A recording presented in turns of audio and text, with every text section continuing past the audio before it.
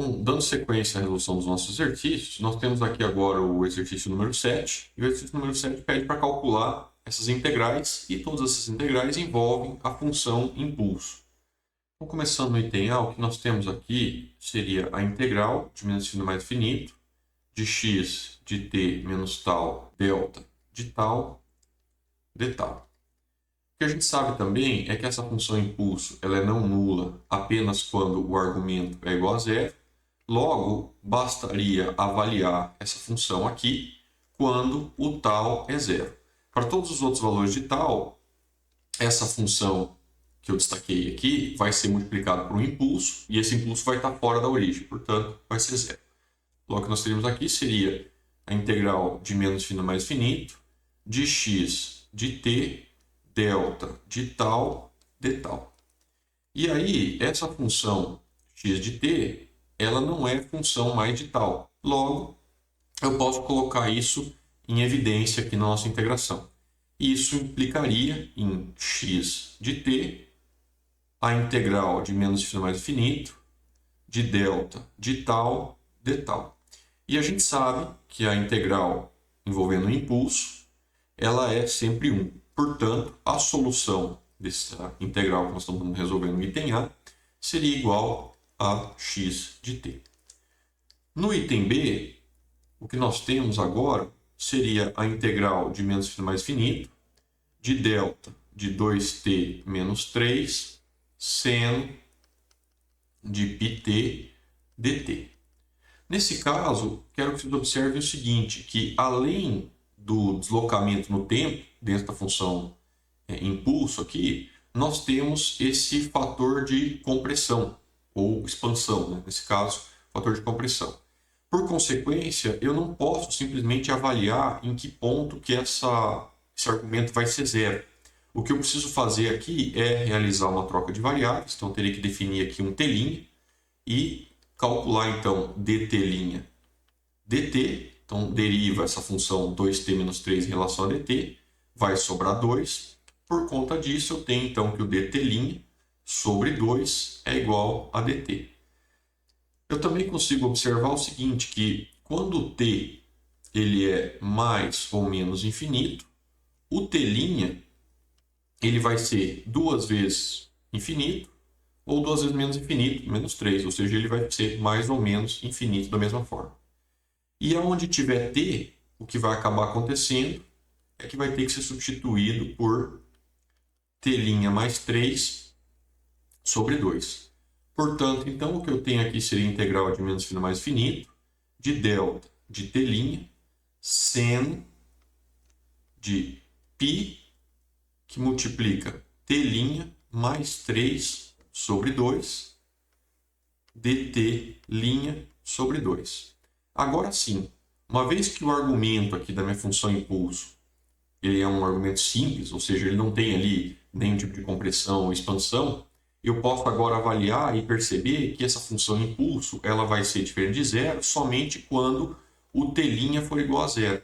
Logo, basta avaliar essa função envolvendo o t' na posição onde o t' é igual a zero. Portanto, aqui eu faria a análise para t' igual a zero. Por conta disso, o que agora acaba acontecendo é que essa função seno ela deixa de ser função de t' e eu poderia colocar, portanto, ela em evidência aqui na frente da nossa integral. Isso produziria alguma coisa como seno de 3π sobre 2. Tem esse 1 sobre 2 aqui, a função, então vou colocar aqui na frente, vezes a integral de menos infinito mais infinito da função impulso, t' dt'. E a gente sabe que a integral envolvendo a função impulso é sempre 1. Portanto, a solução dessa integral do item B seria 1 sobre 2 seno de 3π sobre 2. No item C, ele se assemelha muito ao item A. Então, o que a gente teria ali seria a integral envolvendo a função impulso, e essa função impulso está deslocada de 3 unidades. Portanto, como não tem compressão ou expansão aqui nesse argumento do t, eu posso simplesmente avaliar onde que esse impulso ocorre. E ele vai ser não nulo para t mais 3 igual a zero, ou seja, quando t for igual a menos 3. Logo, basta eu avaliar essa função para t igual a menos 3. Isso implicaria, portanto, na integral de menos infinito mais infinito de delta de t mais 3 e na mais 3 dt. Essa constante aqui não é função de t, pode ser colocada em evidência. Sobra a integral envolvendo impulso. Embora o impulso esteja deslocado ali de 3 unidades, essa integral, como ela cobra de menos infinito mais infinito, eu estou sempre integrando e vai cobrir esse impulso. Logo, o resultado dessa integração seria 1 também. Então, portanto, o que nós vamos ter aqui seria e mais 3 como resultado. Então, primeiro caso, x de t. Segundo caso, 1 sobre 2 seno de 3π sobre 2. Terceiro item, e na mais 3. No item D, o que a gente verifica? Que nós temos uma operação de compressão no tempo, um deslocamento também, e a ideia é resolver essa integral ali. Vamos abrir um espacinho e já colocamos ela aqui embaixo. O que nós teríamos aqui no item D seria a integral de menos infinito mais infinito de 3t menos 1 ao quadrado, delta de 2t mais 2 dt. Podemos definir uma nova variável aqui para esse argumento, então seria t', e com isso eu tenho então que dt' dt vai ser igual a 2, logo eu tenho que o dt' sobre 2 é igual a dt. Quanto à questão dos limites de integração, o que nós temos? Quando t for igual a mais ou menos infinito, eu vou ter como resultado que o t' também vai ser mais ou menos infinito. Também sei que onde eu tiver t, vai ter que substituir por t' menos 2 sobre 2. Feito isso, podemos então agora manipular essa expressão. Vai ter alguma coisa como a integral de menos infinito mais infinito de 3t' menos 2 sobre 2 menos 1 ao quadrado delta de t' dt' sobre 2. Esse 1 sobre 2 é constante, pode ser colocado em evidência. Essa função impulso aqui ela vai ser não nula quando t' for igual a zero. Logo, basta avaliar esse termo onde o t' é zero. Isso vai implicar, então, em fazer t' igual a zero aqui. Por conta disso, o que nós vamos ter, então, vai ser alguma coisa como 1 sobre 2, que multiplica menos 6 sobre 2, menos 1, ao quadrado, a integral de menos infinito até mais infinito, de delta de t' dt'. Aqui nós teríamos menos 3 como resultado. Com esse menos 1 aqui fica menos 4. Menos 4 ao quadrado vai dar 16. E esse 16 sobre 2 vai dar 8, vezes essa integral envolvendo o impulso, que é 1. Portanto, o resultado aqui seria 8. No exercício 8, nós temos um sinal, x de t. Esse sinal é matematicamente dado por esse 3 cosseno de 200t mais π. E esse sinal passa através de um dispositivo definido pela seguinte relação entrada e saída. Ou seja, a saída y de t é igual ao x de t ao quadrado. A partir disso, nos é pedido, para determinar o sinal de saída, y de t, qual seria a amplitude da componente dc e especificar a amplitude e a frequência fundamental da componente senoidal. Então vamos pensar aqui, né? O que nós temos? Nós temos x de t, que é igual a 3 cosseno de 200t mais π. Isso vai ser aplicado num dispositivo, num sistema, e esse sistema ele aplica a regra do quadrado em cima do sinal que está entrando. E produz como saída y de t, que vai ser então o próprio x de t ao quadrado, ou seja, que seria 3 cosseno de 200t mais π, tudo isso ao quadrado. O que nós teríamos aqui? O quadrado primeiro, então daria 9, vezes cosseno ao quadrado de 200t mais π. Esse cosseno ao quadrado nós podemos converter no seguinte, então cosseno ao quadrado de θ é igual a 1 sobre 2, 1 mais cosseno de 2θ, que vai resultar em alguma coisa como 9 sobre 2 mais 9 sobre 2 cosseno de 400t mais 2π. Cosseno de alguma coisa mais 2π está deslocando ele por um ciclo completo. Logo, não faz diferença alguma, não vai ter impacto algum esse mais 2π aqui dentro do nosso sinal. Então, nós teríamos como resultado 9 sobre 2 mais 9 sobre 2 cosseno de 400t. Ok, agora a gente já pode começar a responder as coisas. Quem seria esse sinal em azul? A nossa saída do sistema. Já manipulamos ela. Então, item a saída vai ser esse sinal aqui, que é dado por uma parte DC, ou seja, uma constante, e uma parte ali que vai ter uma característica oscilatória, que é dada por esse cosseno aí de 400t. No item B, nos é pedido para determinar qual seria a amplitude da componente DC. E nesse caso aqui, a componente DC, obviamente, é esse 9 sobre 2. Afinal de contas, essa componente ela não tem nenhum tipo de oscilação. Ela é simplesmente uma constante. E essa constante ela é válida para todo t. Logo, a amplitude da componente DC é igual a 9 sobre 2. No item C, nos é pedido para especificar qual seria a amplitude e a frequência fundamental da componente sinusoidal.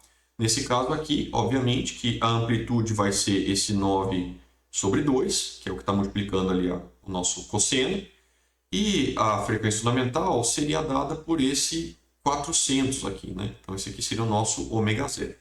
Então, o que nós temos aqui é que a amplitude da componente cossenoidal é igual a 9 sobre 2, e a frequência fundamental, que é igual a ômega zero, é igual a 400 radianos por segundo. Então, estaria aqui a resposta do item A, do item B e do item C. No exercício 9, nos é pedido que, a partir das relações de entrada e saída dadas no item A, B, C e D, que a gente verifique e justifique as respostas se o sistema é sem memória, invariante no tempo, linear, causal e estável. Começando aqui pelo item A, pela questão da memória. O que nós temos aqui? Que para um dado t igual a t0, eu vou ter como saída y de t0, que é igual a x de t0 menos 2, mais x de 2 menos t0. O que a gente observa aqui? Que para um dado instante de tempo t0, a saída nesse instante t0 é função de entradas que estão em instantes de tempo diferentes da saída. Esse sistema, portanto, ele é com memória. Quanto à invariância no tempo, o que nós temos aqui? Vamos começar aplicando uma entrada x1 de t no sistema.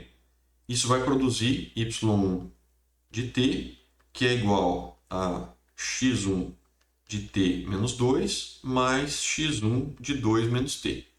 Se eu agora defino um sinal x2, que é a versão do meu x1, só deslocada, o que nós teríamos? x1 de t menos t0. Ao aplicar isso no sistema, nós vamos ter y2 de t, que é igual a x2 de t menos 2, mais x2 de 2 menos t. Sabendo que a relação x1 x2 é essa aqui, o que a gente pode observar agora é que o nosso y2 pode ser escrito em função de x1 como x1 de t menos 2 menos t0, ou seja, eu peguei esse argumento do x2, substituí ele aqui e ele vai parar aqui, e x1 de 2 menos t menos t0. Peguei esse outro argumento aqui, substituí no t, e ele foi parar aqui dentro também. Agora eu tenho que comparar essa expressão com o que acontece se eu deslocar a saída por esse t0. Então, y1 de t menos t0. Isso vai ser alguma coisa como x1. Esse t menos t0 ele tem que entrar aqui no y, que vai parar aqui e vai parar aqui. Vai produzir alguma coisa como x1 de t menos t0 menos 2 mais x1 de 2 menos t menos t0. Esse menos multiplica aqui e multiplica ali. E nós vamos ter, portanto, x1 de t menos t0 menos 2 mais x1 de 2 menos t mais t0. Agora, se eu comparo a expressão que eu tinha deslocando a saída e deslocando a entrada, o que a gente vai verificar é que elas são diferentes, especificamente por causa dessa presença desse menos t0 aqui e desse mais t0 aqui. Isso implica, portanto, que atrasar a entrada do sistema não é equivalente a atrasar a saída. Ou seja, dependendo do instante de tempo que eu aplico a entrada no sistema, a resposta que esse sistema vai dar para aquela mesma entrada, só que atrasada, é diferente. Então quer dizer o quê? Que o sistema ele é, portanto, variante no tempo. Então, quanto à linearidade, o que a gente tem que fazer? Vamos aplicar um sinal x1 nesse sistema e nós vamos observar na saída que o y de t é o x1 de t menos 2 mais x1 de 2 menos t. Vamos aplicar agora um sinal x2 de t nesse mesmo sistema. Nós vamos ter como saída y2 de t, que vai ser x2 de t menos 2 mais x2 de 2 menos t. Se o sistema é linear, quer dizer o quê? Que eu posso pegar e definir um sinal x3, que é uma combinação linear de x1 e x2. Seria a x1 de t, ou seja, uma constante a qualquer, b x2 de t. E ao passar isso pelo sistema, eu tenho que ser capaz de expressar a saída, y3, como uma soma de y1 mais y2. O que a gente vai observar então?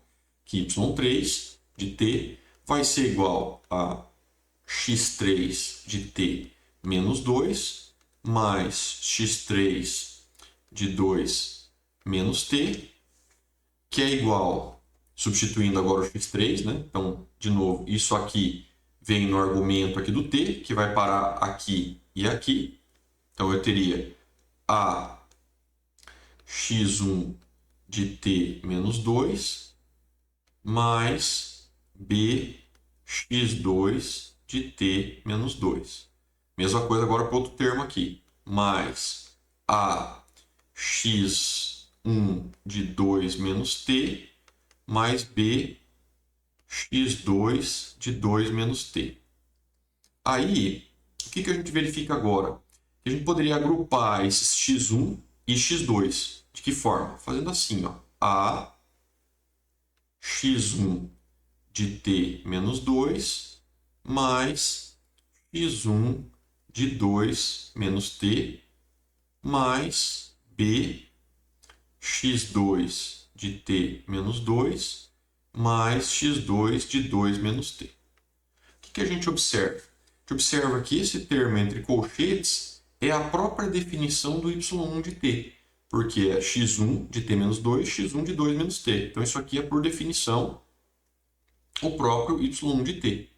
Enquanto que isso aqui é, por definição, o próprio y2 de t. Ou seja, eu posso escrever essa resposta como sendo a y1 de t mais b y2 de t. Portanto, eu posso afirmar que o sistema é sim linear, porque uma soma ponderada das entradas, que eu apliquei anteriormente, y1 e y2, provoca como resultado uma soma das saídas y1 mais y2, e essas saídas estão ponderadas pelas mesmas constantes a e b. Quanto à causalidade, o que a gente pode observar aqui? Vamos considerar, para fins de análise, um dado instante de tempo t, que é igual a zero, só para facilitar a nossa análise. Por quê? Porque para cada um desses casos, basta encontrar um caso que o sistema ele não seja causal ou linear, ou qualquer coisa ali, né? Para você poder classificar ele como sendo não causal, não linear, ou o que quer que seja. Então vamos assumir aqui que o t é igual a zero, e por conta disso, eu teria então como saída y de 0 é igual a x de menos 2 mais x de 2. O que nós temos então? Nós temos que a saída no instante de tempo presente é função de uma entrada no passado e uma entrada no futuro. Ou seja, a saída no instante de tempo t igual a 0 depende de uma informação que está no futuro. Por conta disso, o sistema ele é não causal. Quanto à estabilidade, o que a gente pode observar? Então, vamos supor que nós estamos aplicando uma entrada que é finita, constante b, esse valor é finito, no nosso sistema. O que a gente vai observar na saída? Y de t vai ser igual a b mais b, portanto, y de t em módulo vai ser igual a 2b, e esse 2b é um valor finito. Logo, eu posso afirmar sim que o nosso sistema ele é estável. Por quê? Porque uma entrada finita, ou seja, uma entrada limitada, implica uma saída limitada também, uma vez que a saída é simplesmente 2 vezes b, e b é um valor finito. Então, portanto, eu posso afirmar que esse sistema é um sistema estável. De novo, basta um caso em que você aplicando uma entrada finita e o sistema resulte em uma saída infinita, que você já pode afirmar que o sistema é instável. Quanto à questão da memória, então vamos pensar que nós estamos considerando t igual a t0, ou seja, estamos olhando para um dado instante de tempo, e nesse instante de tempo o que a gente percebe é que a saída y de t0 é igual a t0 ao quadrado x de t0. Por conta disso, o que a gente verifica? Que a saída no instante de tempo t0 ela depende de uma entrada que também está no instante de tempo t0. Ou seja, a saída depende de uma informação que está no mesmo instante de tempo. Por conta disso, eu posso afirmar que o sistema ele não tem memória, porque basta olhar para a entrada que eu consigo calcular a saída, a entrada no instante de tempo atual. Então, esse sistema ele é um sistema sem memória. Quanto à invariância no tempo, o que vocês acham que vai acontecer? Vamos pensar que nós temos um sinal x1, aplicamos no sistema, isso vai produzir y1 de t, que é igual a t ao quadrado x1 de t. Vamos agora definir o sinal x2, que é uma função atrasada do x1, x1 de t menos t0. Aplicar isso no sistema, nós vamos ter y2 de t, que é igual a t ao quadrado x2 de t, que vai ser igual a t ao quadrado x1 de t menos t0. Agora, para verificar se esse sistema é variante ou não, eu tenho que comparar essa saída obtida deslocando a entrada com a saída anterior, só que deslocando a saída. Então, eu teria agora y de 1 de t menos t0. Quando eu faço y de t menos t0, esse t menos t0 tem que entrar aqui. Isso aqui é a função de t, t e t. Então, eu teria aqui como resultado t menos t0 ao quadrado, x1 de t menos t0. O que a gente verifica agora entre essas expressões? Se eu comparo o resultado que eu tinha atrasando a entrada com o resultado que eu tenho atrasando a saída, que eu tinha anteriormente, o que eu verifico é que esses resultados são diferentes. Por conta disso, eu posso afirmar que o sistema ele é, portanto, variante no tempo. Onde que está a diferença? Está nesse termo aqui que está multiplicando o x1. Vamos agora pensar sobre a linearidade. Então, temos uma entrada x1, está sendo aplicado no sistema, produz y1 de t, que é igual a t ao quadrado, x1 de t. Temos uma outra entrada x2 de t, aplicando isso no sistema, nós temos y2 de t, que é igual a t ao quadrado, x2 de t. Agora, definindo uma entrada x3 de t como uma soma ponderada de x1 e x2, nós temos como resultado y3 de t, que vai ser igual a t ao quadrado, x3 de t, que vai ser igual a t ao quadrado, que multiplica a x1 de t mais b x2 de t, que vai ser igual a alguma coisa como a t ao quadrado x1 de t mais b t ao quadrado x2 de t. Logo, comparando essa expressão com isso aqui, o que a gente verifica é que esse termo é, por definição, o próprio y1 de t, E esse outro termo é, por definição, o próprio y2 de t. Logo, eu teria aqui a y de t mais b y2 de t. Portanto, eu posso afirmar que o sistema é linear, afinal de contas, a soma ponderada das entradas resulta na soma ponderada das saídas. Sobre a causalidade, o que a gente verifica? Que se a gente analisa o sistema para um dado instante de tempo, por exemplo, t igual a t0, o que a gente teria aqui na saída seria y de t0 é igual a t0 ao quadrado x de t0. E nesse caso, a gente vai observar que a saída no instante de tempo t0 é função da entrada no mesmo instante de tempo. Ou seja, o sistema ele é causal, dado que a saída só depende de entradas que estão no mesmo instante ou em instantes passados, nesse caso no mesmo instante de tempo. Ou seja, posso afirmar que o sistema ele é causal. Quanto à estabilidade, vamos considerar aqui que nós temos uma entrada x de t, essa entrada é uma constante b qualquer e essa constante b ela é finita. E essa regra aqui vale para todo t. Ao aplicar isso no sistema, o que a gente percebe? A gente percebe que, avaliando o limite de t tendendo ao infinito para módulo de y de t, eu tenho então o limite de t tendendo ao infinito de t vezes b. Mesmo que o b seja um valor finito, o que acaba acontecendo é que esse limite de t tendendo ao infinito naturalmente vai tender para infinito. Portanto, esse sistema que nós estamos trabalhando, ele é um sistema que ele não é estável, ou seja, ele é instável. Por quê? Porque mesmo com uma entrada finita, ao avaliar essa saída para t tendendo ao infinito, esse termo aqui vai tender para infinito e vai multiplicar uma constante qualquer ali, o resultado vai tender para infinito. Ou seja, entrada limitada implica saída ilimitada e, portanto, o sistema é instável. No item C. Bom, vamos pensar sobre a questão da memória, né? Então, o sistema ele é sem memória. Afinal de contas, se a gente avalia a saída num dado instante de tempo t0, o que a gente observa é que y de t0 é igual a x ao quadrado de t0. Então, a saída e a entrada estão no mesmo instante de tempo. Logo, não precisa de memória para guardar essa informação. Então, portanto, o sistema ele é sem memória. Quanto à invariância do tempo, o que a gente tem aqui, né? A gente tem que x1 de t, quando aplicado no sistema, produz y de t, que é igual a x1 ao quadrado de t.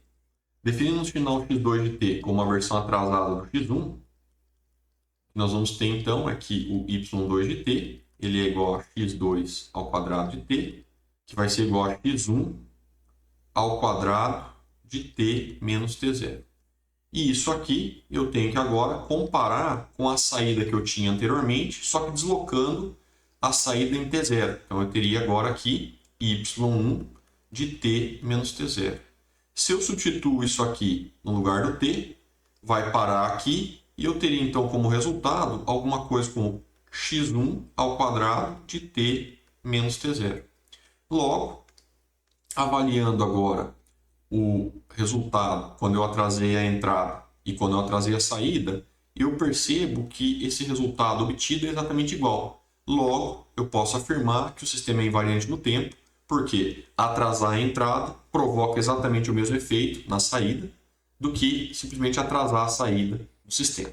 Então, ele é invariante no tempo. Quanto à linearidade, vamos pensar aqui. Temos um sinal x1, aplica no sistema, y1 vai produzir como resultado x1 ao quadrado de t.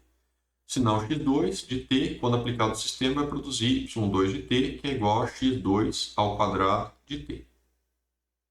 Agora, definindo o sinal x3 de t como sendo uma soma ponderada de x1 e x2, então seria a x1 de t mais b x2 de t.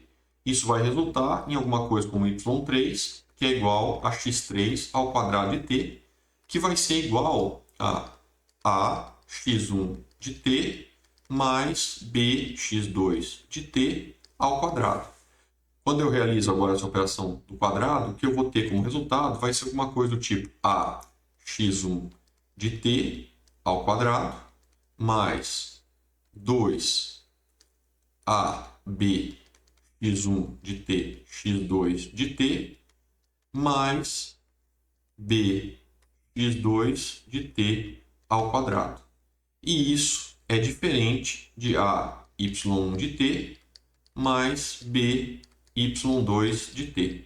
Portanto, o que eu posso concluir aqui é que esse sistema ele não é linear. Por quê? Porque se eu faço uma soma ponderada das entradas, isso não implica em uma soma ponderada das saídas. Então, o sistema ele é não linear.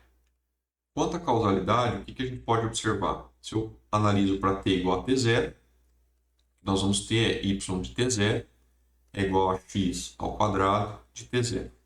E aqui a gente verifica que a entrada e a saída estão no mesmo instante de tempo, ou seja, a saída do sistema não depende de informação futura, e por não depender de informação futura, eu posso afirmar que esse sistema ele é, portanto, causal.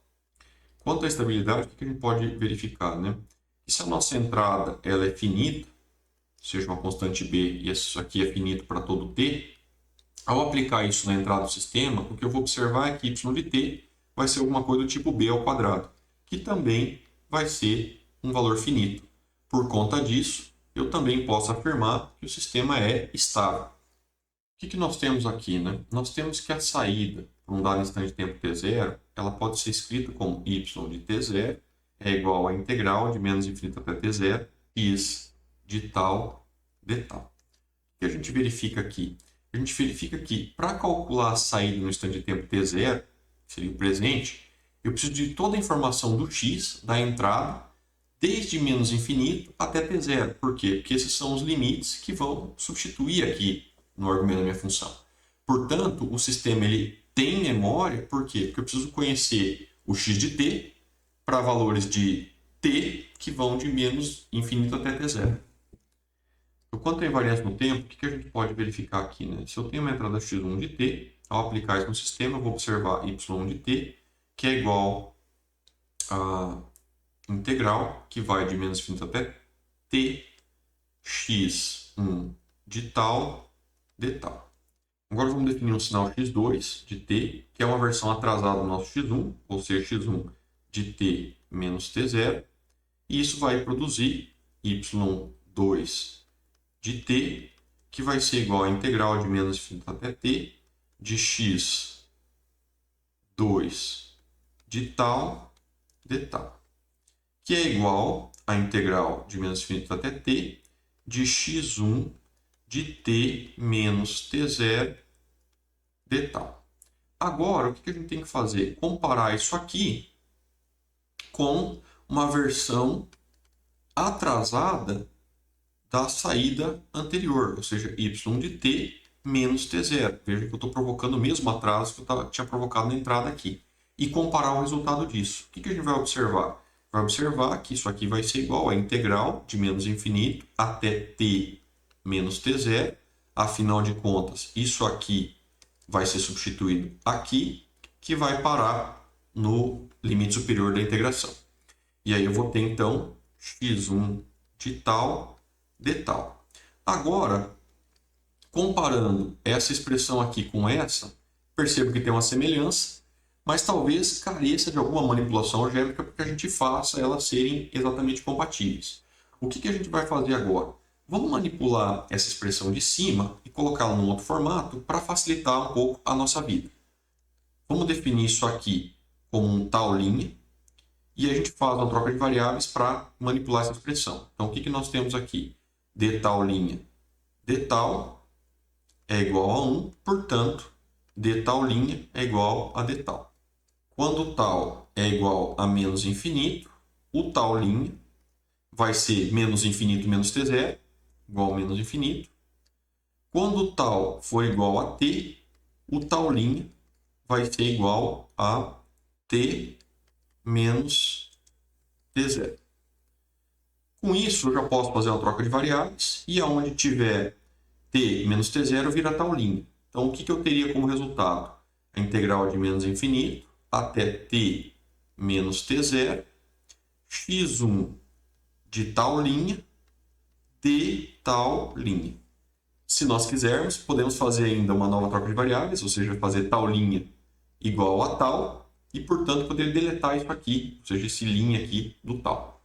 Só para ficar bem explícito o que a gente está querendo mostrar. Agora, comparando essa equação aqui com essa equação aqui, o que a gente verifica é que ambas as equações são iguais, ou seja, atrasar a entrada equivale a simplesmente atrasar a saída. Portanto, eu posso afirmar que esse sistema que nós estamos manipulando é um sistema invariante no tempo. Lógico que aqui a gente teve que fazer uma manipulação algébrica, mostrar que as duas equações são exatamente iguais, mas efetivamente elas são. Então cabe a você ter essa habilidade ou essa sacada de fazer essa manipulação algébrica necessária. Então, quanto à linearidade, o que a gente tem aqui? Nós temos um sinal x1 de t, produz como resultado y1 de t, que é a integral de menos infinito até t, x1 de tal, de tal. Depois vamos definir um sinal x2 de t, passar esse sinal pelo sistema, vamos produzir como resultado y2 de t, que vai ser a integral de menos infinito até t, x2 de tal, de tal. Aí, agora vamos definir um sinal x3, que é uma soma ponderada de x1 e x2. Ao passar isso pelo sistema, o que a gente vai observar? Que y3 de t vai ser igual à integral de menos infinito até t, de x3 de tal, de tal, que é igual à integral de menos infinito até t, de ax1 de tal, mais bx2 de tal, de tal. Como a gente sabe que a integração é uma operação linear sobre a soma e que tanto a quanto b são constantes, eu poderia reescrever essa expressão como sendo a, que multiplica a integral de menos infinito até t, de x1 de tal, de tal, mais b, que multiplica a integral de menos infinito até t, de x2 de tal, de tal. E aí eu verifico que esse primeiro termo é, por definição, o y1 de t, enquanto que esse segundo termo é, por definição, o y2 de t. E por conta disso, eu posso afirmar, então, que o sistema é, sim, linear. Vamos pensar na causalidade agora. Vamos pensar no instante de tempo t0. Isso implicaria, então, que a saída no instante de tempo t0 seja igual à integral de menos infinito até t0, x de tal, de tal. O que a gente observa aqui é que a saída no instante de tempo t0 depende de informações, ou seja, depende da entrada, x de tal, para tal de menos infinito até t0. Ou seja, a saída no instante de tempo t0 depende de informação passada até o instante de tempo t0. Por conta disso, eu posso afirmar que o sistema é causal, uma vez que ele não depende de informação futura para determinar a saída no instante de tempo t0. Então, com isso, concluímos que o sistema é, sim, causal. Quanto à estabilidade. Vamos pensar aqui numa entrada finita, x de t igual a b, essa entrada finita, em limite de t tendendo a infinito, do módulo de y de t. Por que estamos usando o módulo? Porque não importa se essa saída tende para mais infinito ou menos infinito, é igual ao limite de t tendendo a infinito, do módulo da integral de menos infinito até t, de b de tal. O que a gente verifica? Que essa integral, conforme o t tende para infinito, ela também tende para infinito, e, portanto, eu poderia afirmar que esse sistema ele é instável. No exercício 10, a gente vai explorar um pouquinho as propriedades dos sistemas lineares invariantes no tempo. Então, o que nós temos aqui? Né? Considere um sistema linear invariante no tempo, cuja resposta, quando o sinal x1 de t é aplicado, é o sinal y de t. Ou seja, ao aplicar x1 de t, a gente observa na saída do sistema y1 de t, que é dado por esse triângulo aqui. Diante disso, ou seja, conhecendo esse par aqui, entrada e saída, e sabendo que o sistema é linear e invariante no tempo, nos é pedido para determinar e representar graficamente as respostas caso a entrada seja x2 de t ou x3 de t. Então vamos pensar aqui, se o sistema é linear, quer dizer que eu posso compor a entrada como uma soma de outras entradas e a saída vai ser a soma dessas saídas individuais também ponderadas ali pelas constantes que eu usei para ponderar a entrada. Então vamos pensar assim, ó. Será que eu consigo escrever o sinal x2 como função de x1? Vamos pensar na primeira parte, que é isso aqui. O que eu poderia fazer? Eu poderia falar o seguinte, olha, x2 de t é igual ao próprio x1 de t. Para representar essa outra parcela aqui, eu teria que atrasar o x1 de 2 unidades e fazer uma multiplicação por menos 1, ou seja, mudar ali a polaridade dele. Como que eu faço isso? Poderia então incluir aqui um menos x1 de t menos 2. Quando eu fiz a operação t menos 2, eu coloquei esse retângulo que estava centrado ali em 1, agora ele vai passar a estar centrado aqui em 3, né? Ou seja, ele vai estar aqui. E esse menos aqui na frente do sinal faz com que a polaridade seja invertida. Agora, aplicando isso na entrada do sistema e lembrando que ele é invariante no tempo, o que eu vou observar na saída é que a saída y2 de t vai ser igual à saída y1, ou seja, entra x1 de t, sai y1, então está ali, y1 de t, menos, é o mesmo menos que vai aparecer aqui, ou seja, se eu multiplico por uma constante a entrada, por mais 2, menos 2, essa mesma constante aparece na saída, está ali o menos. E como o sistema é invariante no tempo, quer dizer o quê? Se eu atraso a entrada de 2 unidades, bastaria o quê? Atrasar a saída de 2 unidades, que a resposta vai ser exatamente a mesma. Então eu teria y1 de t menos 2.